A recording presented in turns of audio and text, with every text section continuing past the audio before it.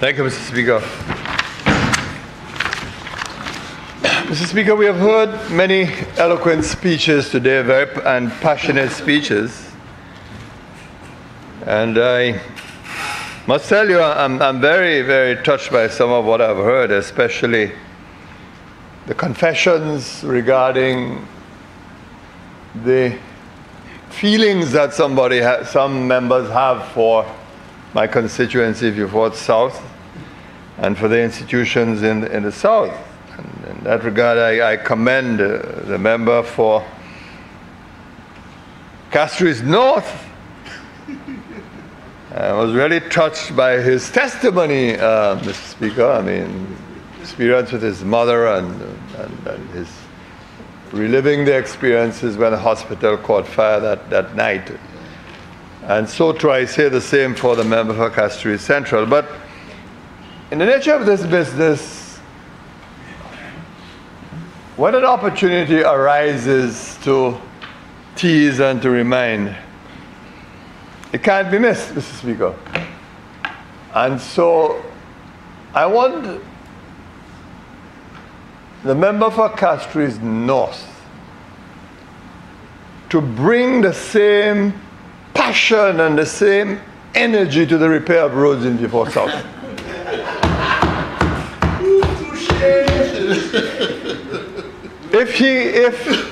If he can do that, then I would say that all will be well. He's here, he's listening. But if he can bring that passion and that energy to repairing the roads in Vieux Fort South, I think his reputation will be etched in the memory of Vieux Fortians for a very long time. So, I just want to say, Mr. Speaker, that it really was a pleasure to listen to these contributions. Mr. Speaker, I imagine that this loan is very important for different reasons. The Minister of Finance would obviously be very pleased by the exceedingly generous terms of this loan. Truth is almost unheard of, Mr. Speaker. Some of over 200 million EC dollars, 20-year period for repayment, and an interest rate of 2% per annum, payable in semi-annually installments on the principal amount of the loan withdrawn and outstanding. This is almost unheard of, Mr. Speaker. And I cannot really recall how many agencies in this time would be prepared, notwithstanding what the leader of the opposition suggested, would make that kind of funding available to small countries like ours in the Eastern Caribbean. But the terms of the loan apart, Mr. Speaker, this loan is important for another reason. It marks a change of approach by Saudi Arabia, not just to St. Lucia, but to the region as a whole. You see, Mr. Speaker, in the past, St. Lucia has only accessed funds from Saudi Arabia through OFID, Mr. Speaker. And that is the OPEC Fund for International Development. When the Kuwaitis provided funds, Mr. Speaker, to St. Lucia for development projects, and there were shortfalls, these shortfalls were usually made up by OFID, of which Saudi Arabia was a major contributor. Now, why am I going in that direction, Mr. Speaker? I'll tell you.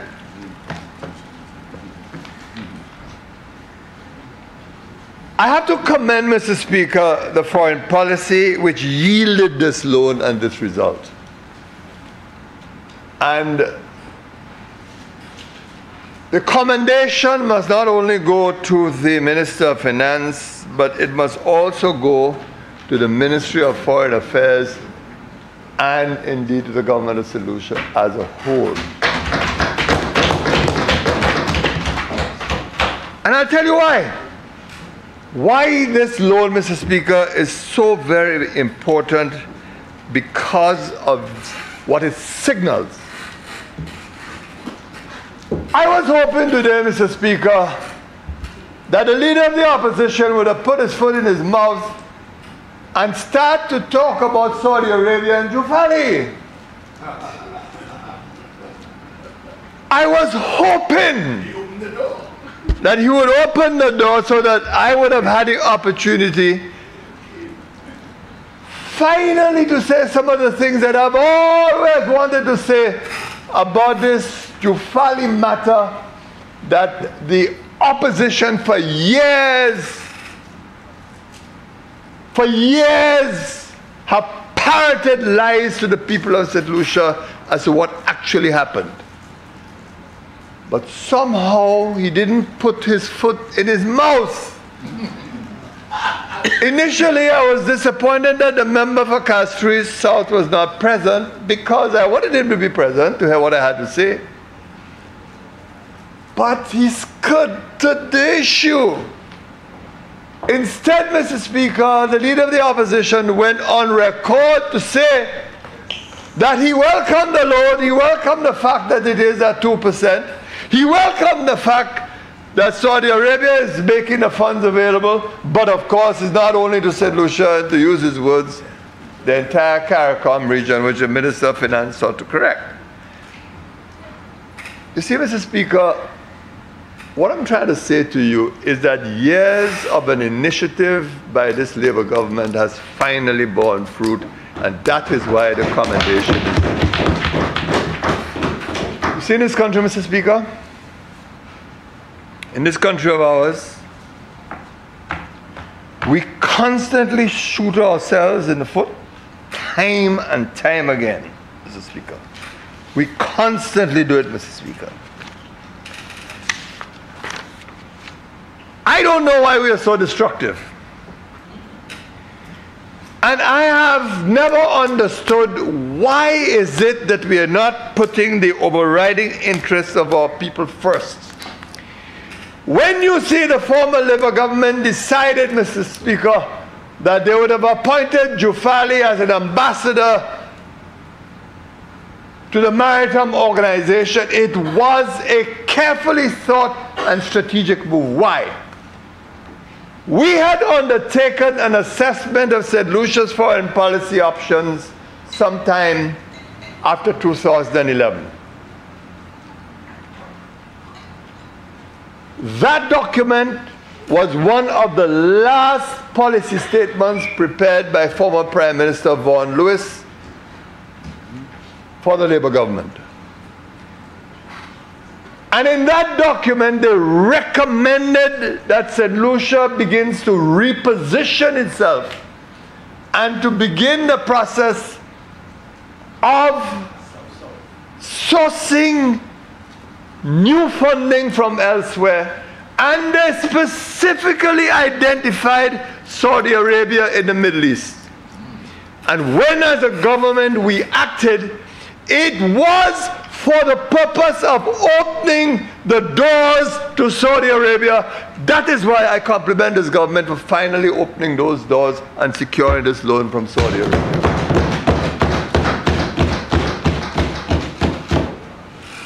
That's the sadness of this country, and you see it all the time. We shoot ourselves in the foot because we do not sometimes understand and appreciate the larger picture. Rather, what we seek to do is to destroy and to tarnish. That's what we do all the time. All the time.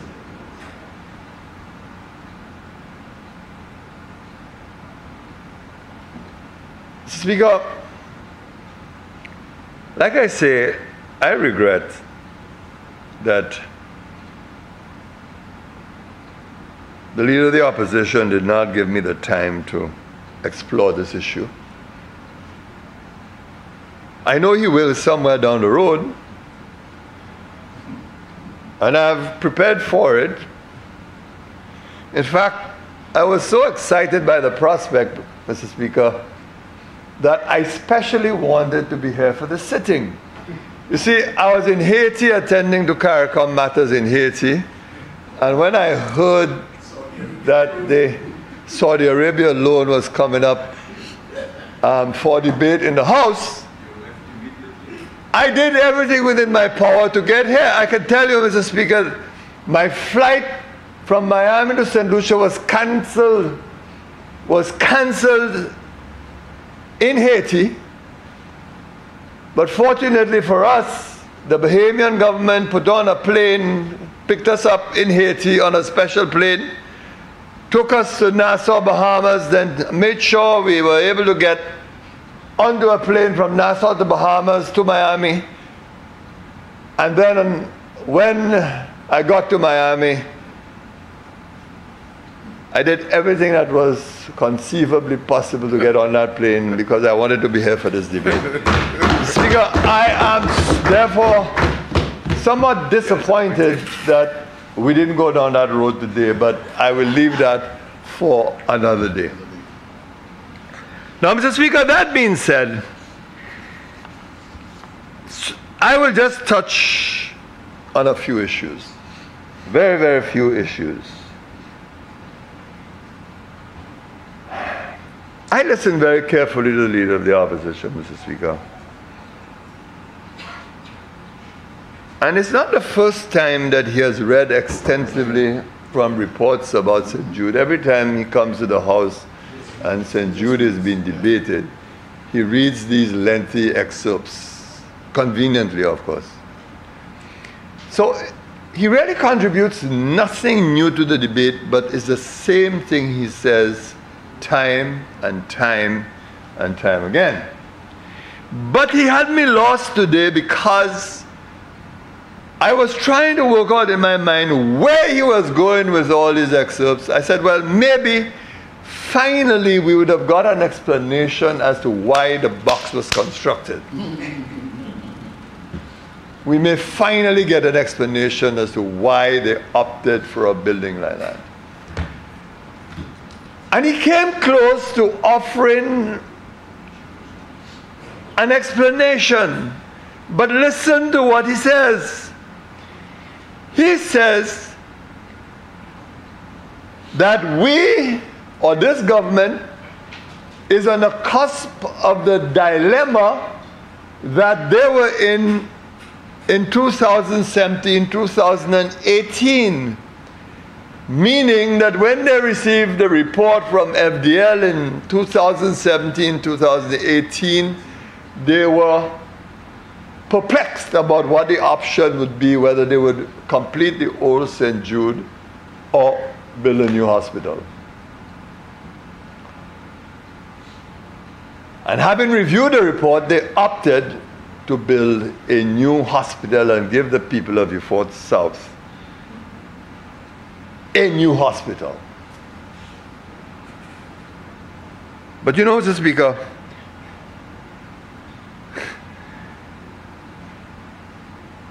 I am totally bewildered.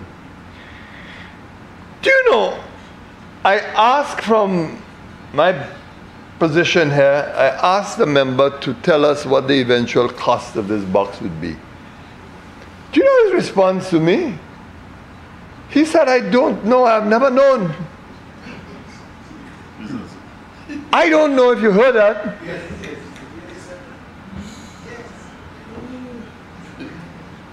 So here's a Minister of Finance embarking on a project of this magnitude, and he does not know what the end cost of the project is going to be. I have never known in my entire life as Minister of Finance in this country that a minister of finance does not have a notion of an end cost of a project. This is the very first time in a long history of St. Lucia that this has ever happened. And you know, Mr. Speaker, it is also the case that never before since independence have we had such a colossal wastage of funds as we had in the case of the St. Jude Hospital. And I say this because I want to come back to this issue in a few minutes. But what is the special gift that he was giving to the people of the South? The member for Castries Southeast put it well. It was a hospital without walls. It was a hospital with cladding. And I was so shocked when I went inside the hospital that all the rooms was drywall.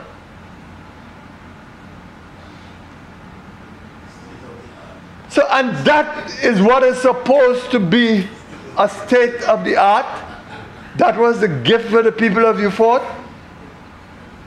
But why wasn't he able to at least take the opportunity and speak the truth? Because that design was done by the Cayman entourage. Because the intention all along was to give the Cayman entourage control of both OKEU and St. Jude. Give them the whole health system to manage. And they demanded Beaufort. They wanted Beaufort. And you tell me you're building a state-of-the-art hospital and the materials for the state-of-the-art hospital is drywall and cladding in this day and age? But then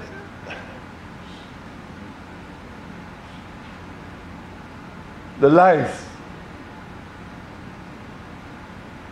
the issue about planning approval. The fact of the matter is that when the former government was in office and left office in 2016, the Development Control Authority did have designs and the plans for the hospital. They asked that it be deferred to provide some detail, I believe. I can't quite remember what the detail was that they were waiting for. But they had it. But you know what they did when they got into office?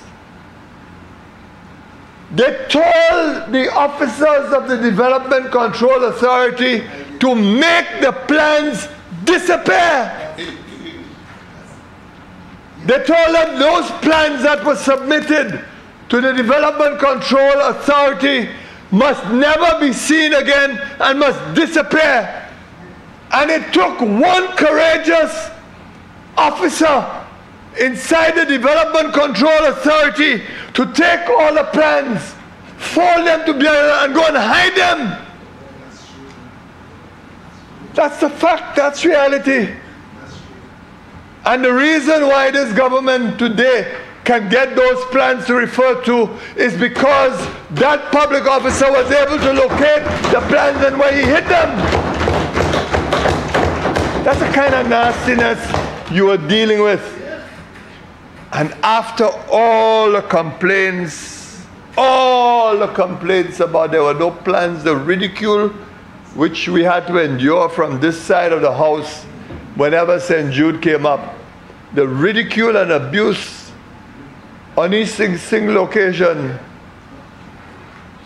up to now they can't and could not produce completed plans for the box that they have under construction in Beaufort. Why? But you know, we shoot ourselves all the time, as I said. You know why this had to happen, Mr. Speaker? both the former government and that government had problems with this because for their own reasons, both were in a hurry to complete the facility for use by the people of this country. And you therefore decided to proceed on a piecemeal basis. You took the risk of it because you were under immense pressure to try to get the facility ready for use by the people of the country. So you're building and designing at one and the same time. Now, I am the first to agree with you, that's not the most efficient way to build. It isn't. It isn't. It's not the best thing to have done. It started off under the direction of former Prime Minister Stevenson King. But I understood why. Because we were under the same pressure to complete the hospital to get out of the stadium. So that approach, a rolling approach, had to be adopted.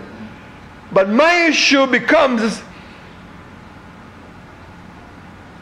the leader of the opposition and the government that he led, when after having condemned the former Labour government, notwithstanding the Labour government had plans which in fact had been submitted to the DCA and poisoned the minds of ordinary solutions, they in turn proceed to construct with absolutely no plans for them, just on what of course they had been provided by the Cayman entourage.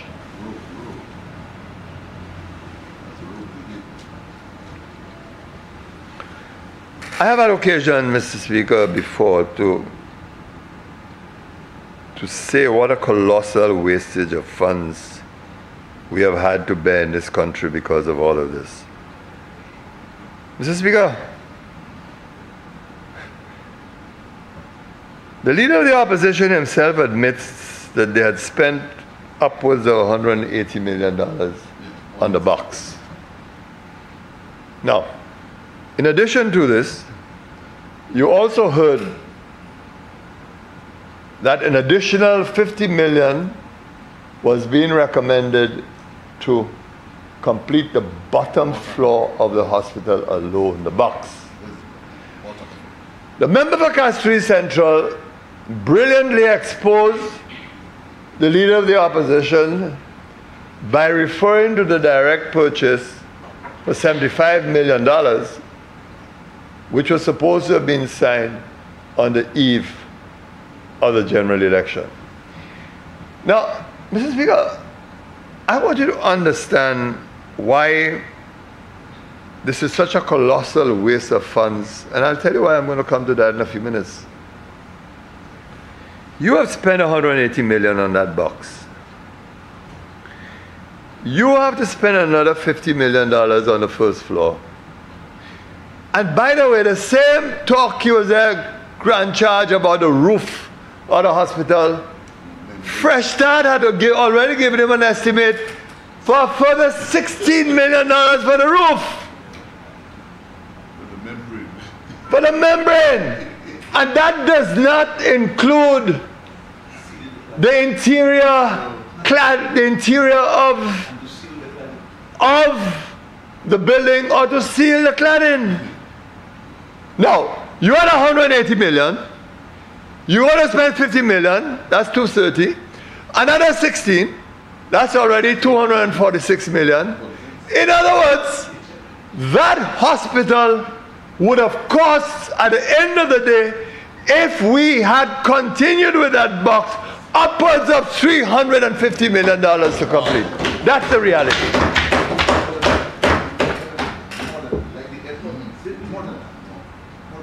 That is the reality.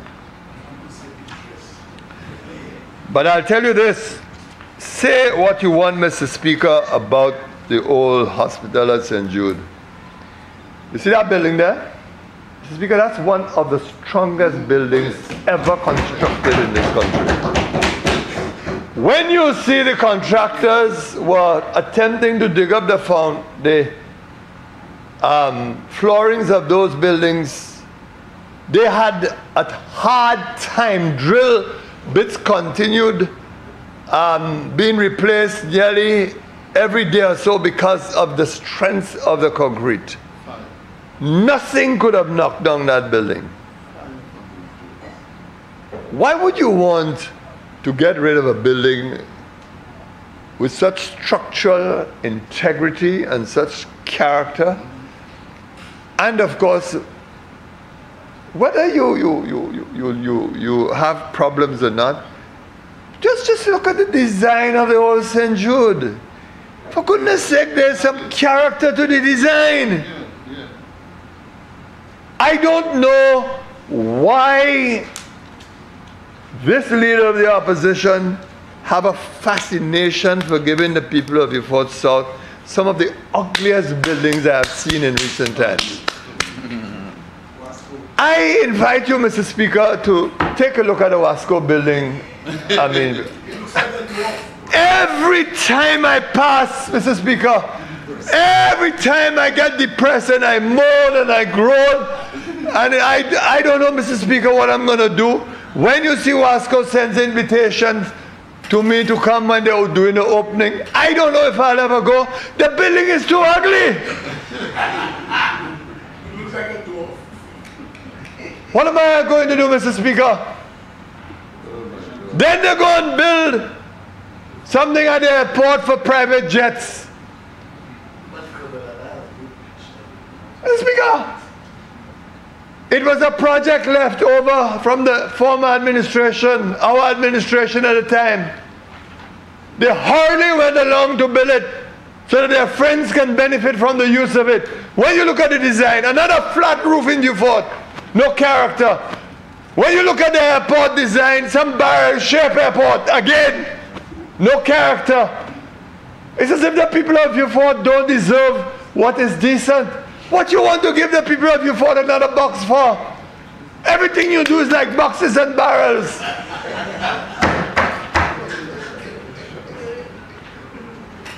Mr. Speaker, why would you want to contest this resolution, Mr. Speaker? As I said, 2%. 2%, Mr. Speaker, unheard of.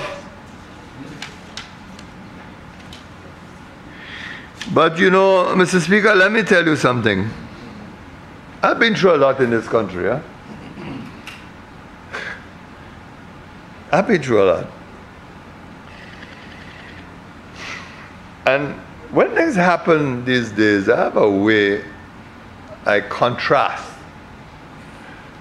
I look at what has happened, I contrast it with what has happened in the past, and I search into the minds of St. Lucians and ask myself, what are they thinking? How are they really looking at this?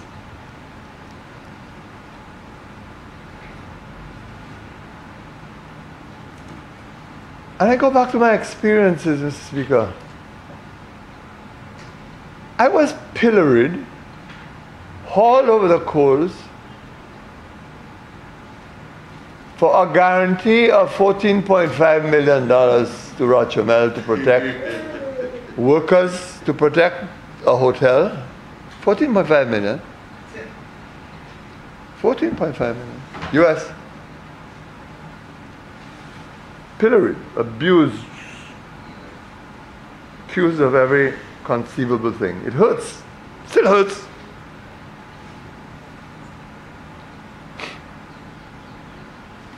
And I look at what this former Prime Minister has done and what he's getting away with. I don't understand it. I don't understand it. You see, Mr. Speaker, I just told you. The colossal waste of funds that occurred in Beaufort. You heard the member for Central Castries, Mr. Speaker.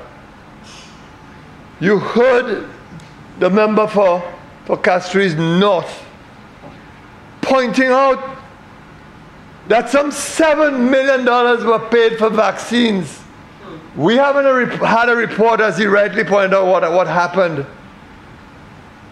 But how can we tolerate and justify such a colossal wastage of funds on a building that was so unnecessary?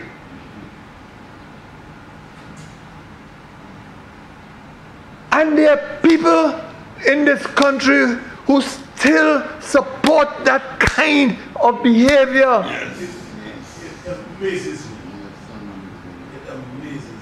All kinds of foolishness was done to amend so-called finance legislation regarding the giving of guarantees. All kinds of foolishness, which brought us all back to square one. So we are doing the very same, our new laws are sanctioned exactly what was in the statute books all along. And they talk nonsense and get away with it. The question is, when will this Minister of Finance be held accountable for the monumental wastage of funds which have occurred in this country? When? The former Minister of Finance. The former Minister of Finance. I tell you already, you learn well.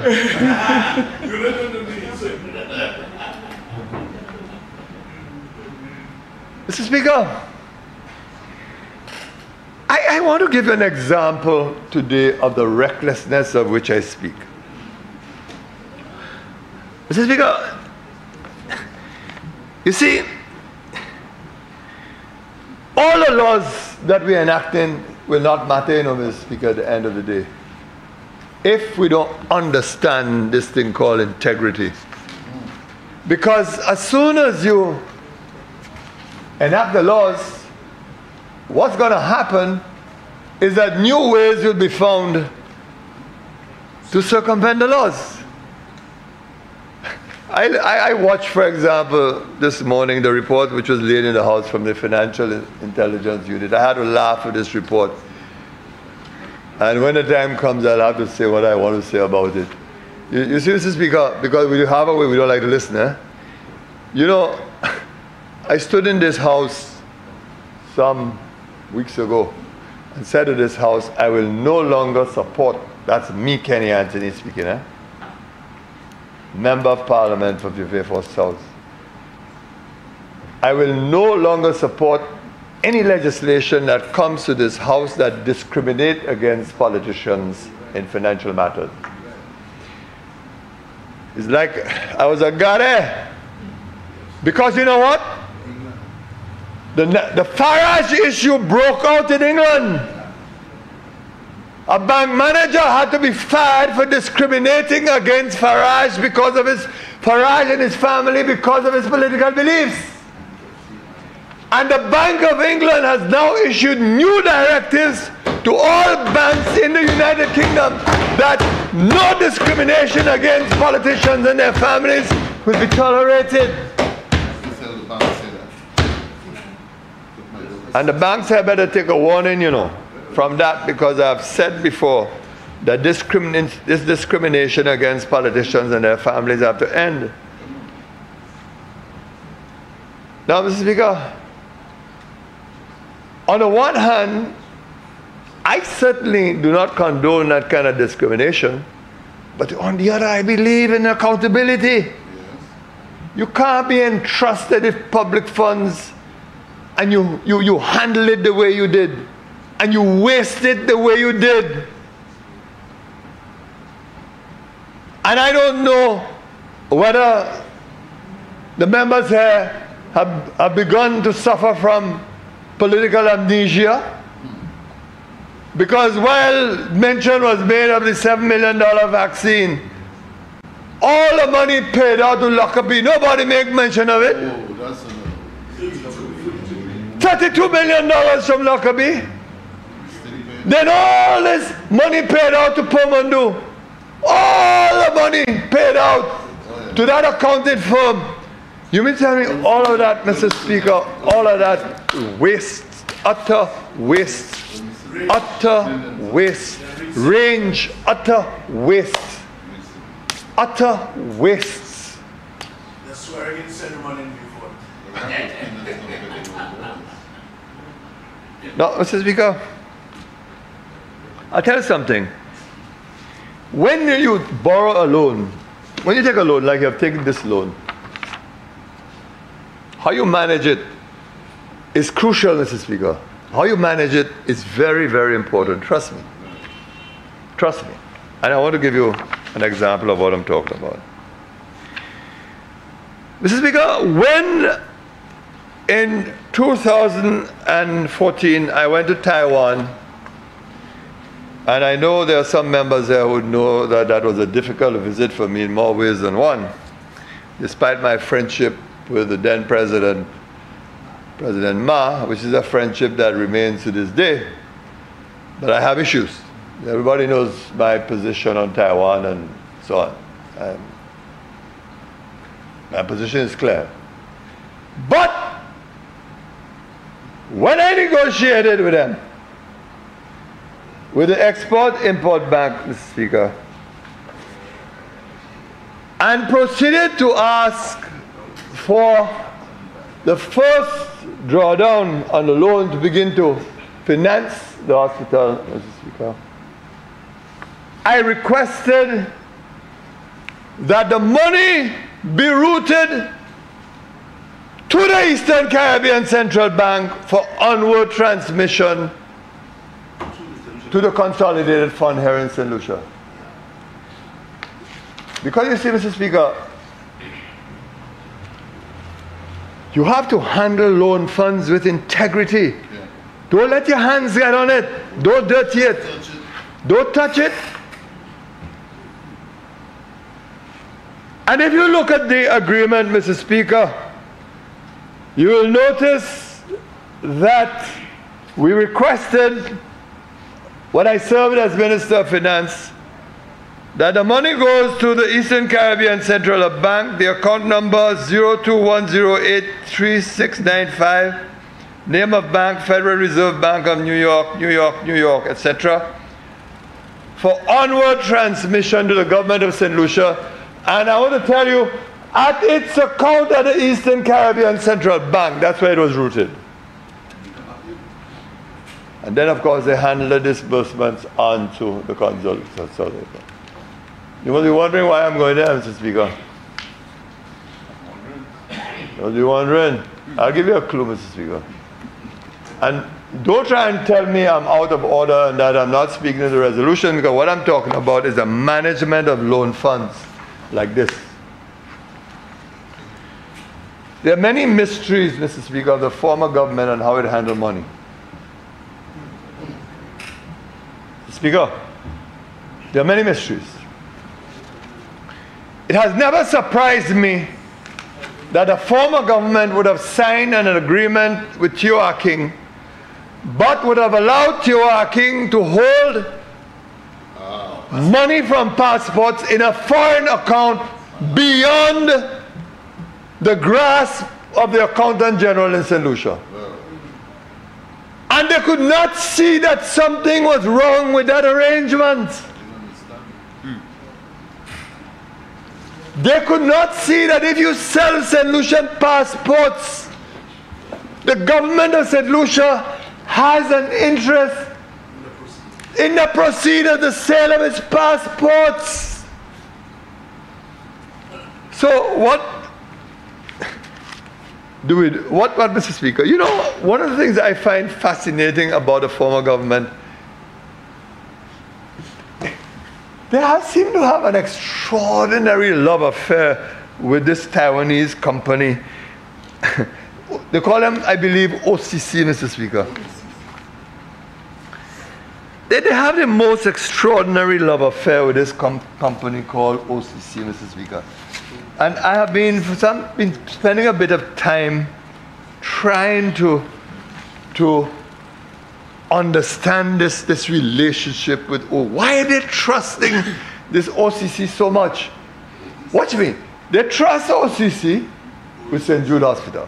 They say it's OCC that got the contract. They trust OCC to repair some roads. And I'm sorry the member for Swazelle Saltibus is not here, because if he was here, I remind him it's the OCC that's supposed to manage the repaving of the Saltibus road. Then they go and trust OCC with this big airport project. Millions of dollars with absolutely no bids.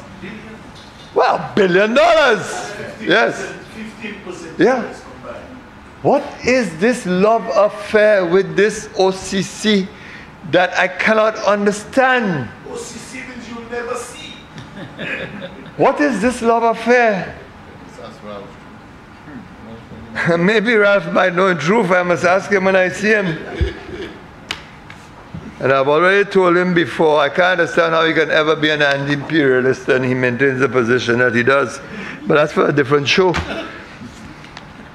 I have a very short, these days, I don't have much appetite for double standards in politics. Oh my God. I really don't. I'm very serious. Short fuse on these matters. Now, in comes the leader of the opposition as Minister he becomes Prime Minister and Minister of Finance. In comes. You know what he does, Mr. Speaker? You know what he does, Mr. Speaker? And I'm talking about the management of loan proceeds. And I'm warning this government, don't follow that example. Do you know they promptly proceed to draw down the balance of the loan which I had negotiated with the Taiwanese to complete the hospital? But you know what they do? They diverted the money, the balance of the money, Oh, yes? to the overseas engineering and construction company, this same OCC. In other words, the money is no longer going directly to the central bank and onto the consolidated fund here. It is going directly to the bank account of the OCC. So that we are not having any control over funds that are supposed to be in the consolidated fund. That is why I have said to these agencies they must respect the laws of the state. And Mr. Speaker, I can give you the account number of the beneficiary bank of the OCC. It's called a bank of Panshin. Panshin. Account number 049113600097555. Swift code BBBKTWTP.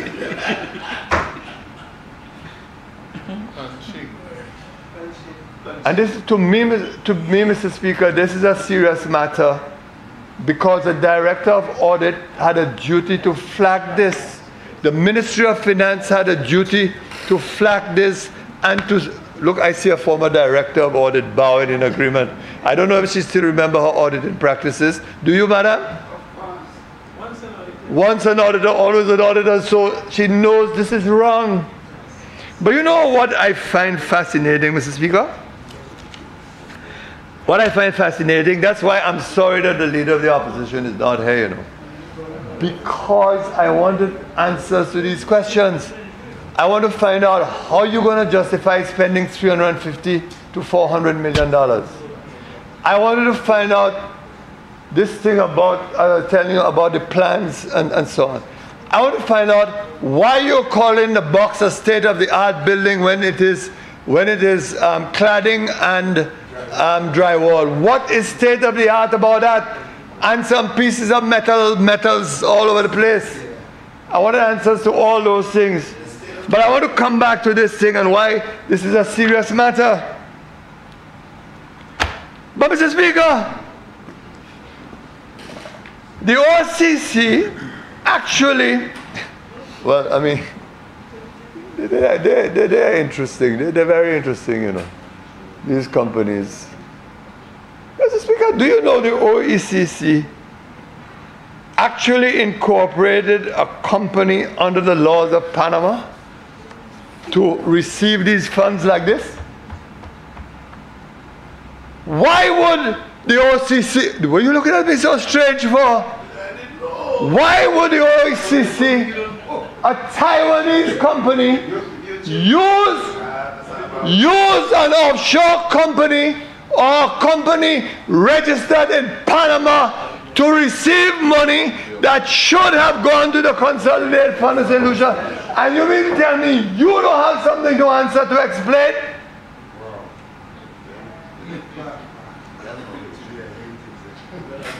Mr. Speaker, I tell you something, Mr. Speaker. I know I have a way when I come to this house and I say things, you all don't like to listen, you know. I mean,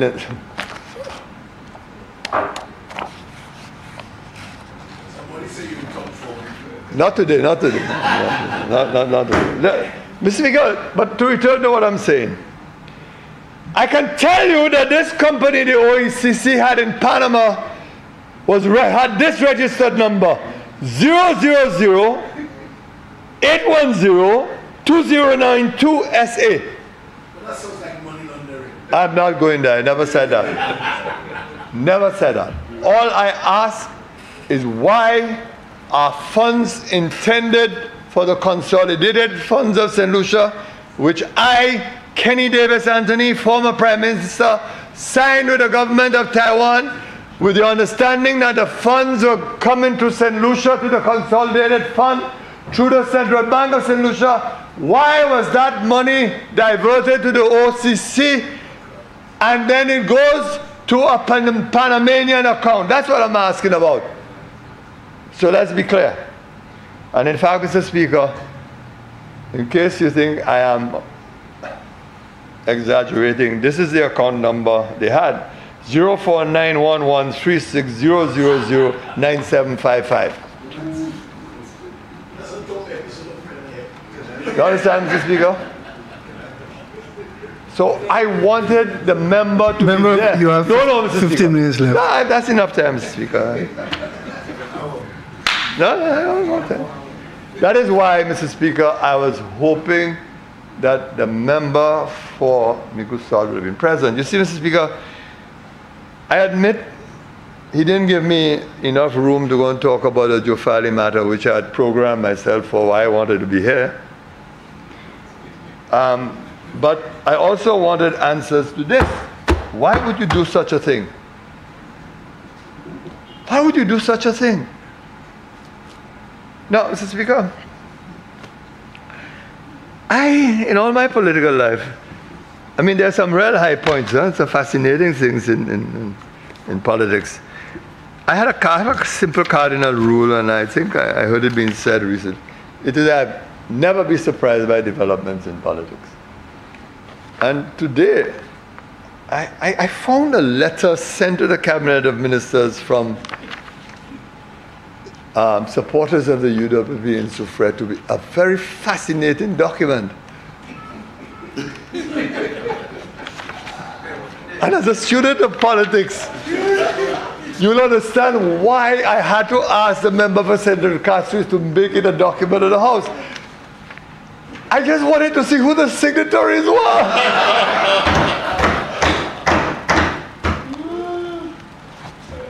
Yes, you can give him one, he needs it, he's a young politician. Mr. Speaker, those who served with me in a previous government will remember I always say to them, if you can avoid it, never put it in writing. You remember that? It is better you have a conversation. Do not put it in writing. And Mr. Speaker, I'm not surprised, but disappointed by some of the names I see here. You see, I'll tell you this. I have always said in this house and in my political life, there are UWPs with a heart. Do not give up on UWPs. There are times when they realize what is happening is wrong. And in one way, Mr. Speaker, I admire this group of UWPs who had the temerity and the courage to write this letter is almost unheard of. And the member for Castries North spoke of how historic today is. Today is historic because we have before us a document of rebellion and defense from supporters of the UWP, and they're speaking, mind you, for their self-preservation, but the point is they have had the courage to tell the former Prime Minister, don't go there, you're wrong, stop it. I could, well, you know what when the member for, I'll tell you this, when the member for Castries Central read the, you know who I was thinking of? The former parliamentary representative for Castries Southeast. I wonder how he received that letter. I want the member for Castries North at the appropriate time to tell the House, how did the member for Castries South react to this letter when he saw it? Southeast. That must have been a gem. That must have been a gem. I wonder if he said to the then Prime Minister, Prime Minister, don't worry about that. Tell little Lamontagne go to hell. Oh, that's your friend, I apologize. But I admire, Mr. Speaker, I am looking at some names there. Nigel George, Leighton Lamontagne, Caroline Lamontagne, Marius Felix, Ubiquitous, all-powerful Jimmy Haynes,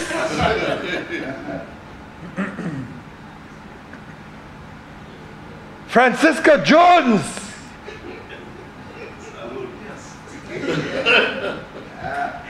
Monica Felix, Franklin Solomon, my. And there are other names. And then, of course, Mr. Alfonso Stanislas. These are people whom I know. I know some of these people. So on the one hand, I admire the fact that they had the courage, Mr. Speaker, to say, don't go there, don't do that. But it confirms something I have always said amidst the mirth and the laughter, momentary as it is, Mr. Speaker, that there are good UWPs in this country and you must not give up on them. There are UWPs in this country who can understand when wrongs are committed and they are prepared to make the adjustments. Our own supporters, Mr. Speaker, need to understand that.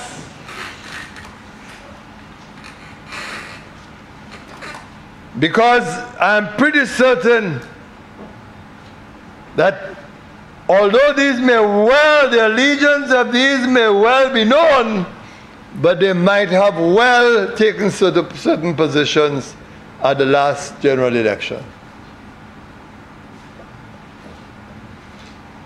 So, Mr. Speaker, I end on a note that, look, in politics we have to avoid absolutes. Avoid absolutes. No, Mr. Speaker, that we must never, ever be surprised by developments. No, Mr. Speaker, that there are people of goodwill in this country, irrespective of their political colors. No, Mr. Speaker, that when the time is right, they will speak for their country and not for their political party. If some of you want to give up on the people of this country, then I'm not joining you in giving up to them, even if they disappoint me from time to time. Of course they have disappointed me from time to time. But you know, Mr. Speaker, I look at my results in the last general election. I know that before South, I won it by the largest majority ever. And you know why? Because a lot of UWPs decided they will vote for me. Whether they sensed my retirement was imminent or not, I don't know. But they decided they voted for me, Mr. Speaker. And that's the point that I'm making. Of course they were tired of him. And they have reason now to be even more tired of him because his liability is a serious liability. If a Minister of Finance can allow loan funds to be diverted away from the consolidated fund into the hands of a committee, of a company like this, you are a danger. Yes. You are dangerous. You are a liability. And when you add this to all the sins you have heard, how on earth can you still justify this individual to represent you as your political leader? This country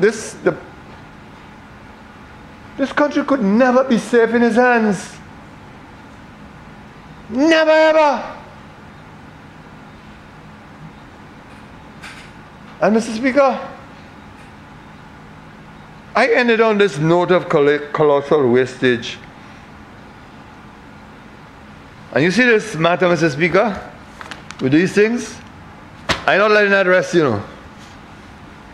I'm not letting this rest with this matter of accounts. I want to find out why. I want to find out how. I want to find out why money destined for the Consolidated Fund St. Lucia is routed through a bank account in Panama.